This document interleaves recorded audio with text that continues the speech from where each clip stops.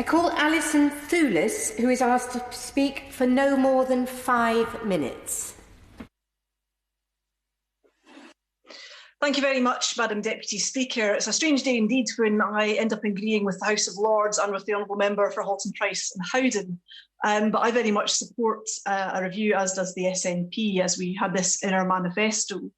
And I would like to start by saying that concerns about IR35 have been well raised by myself, by my colleagues, and by colleagues of all parties. And I would mention in particular my predecessor in this role, the Honourable Member for Aberdeen North, who raised in 2018, the impact on rural communities where teachers, doctors and nurses may be employed through intermediaries.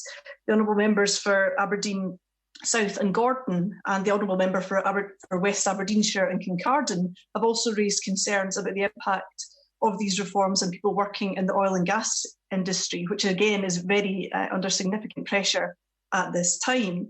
And in my own constituency, I've got many people who are working in IT in Glasgow who are already finding that their contracts are not being renewed, and it is already having an impact on their industries because of the ongoing uncertainty with this policy.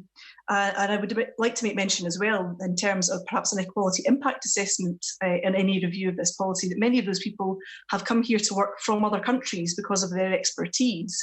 And if they are not able to work, then that could then have an impact on their immigration status and their ability to stay in this country where they have made their home. So I would ask the Minister for his consideration on that. And I think the House of Lords Economic Affairs Committee has really set out very well the issues with IR35. They say the government should reassess the flawed IR35 framework and give serious consideration to the fairer alternatives to the off-work payroll working rules. As they set out well in their report, there are a number of options that the government may wish to take up.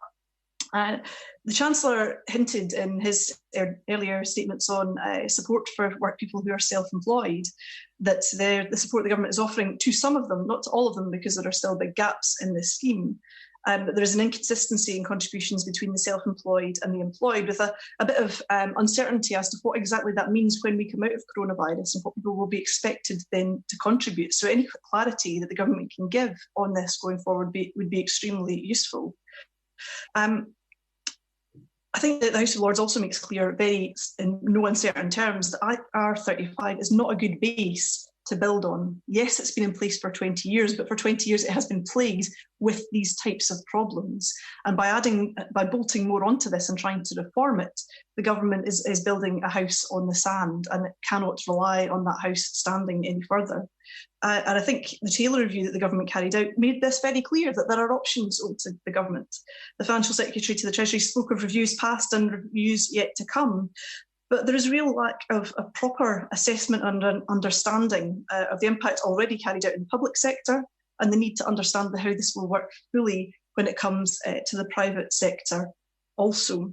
And further, the House of Lords points out that responsibility shifting onto business for a scheme that isn't fit for purpose is also the government and HMRC ducking a degree of responsibility.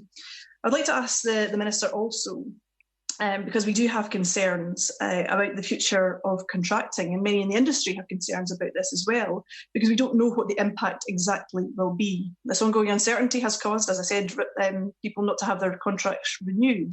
A deferral for a year gives the government and HMRC some time, but they must use this wisely, because while the research has been carried out already, while other people have looked at this, while the industry understands what they need and what the norm is in their sectors, it's very unclear what the outcome will still be.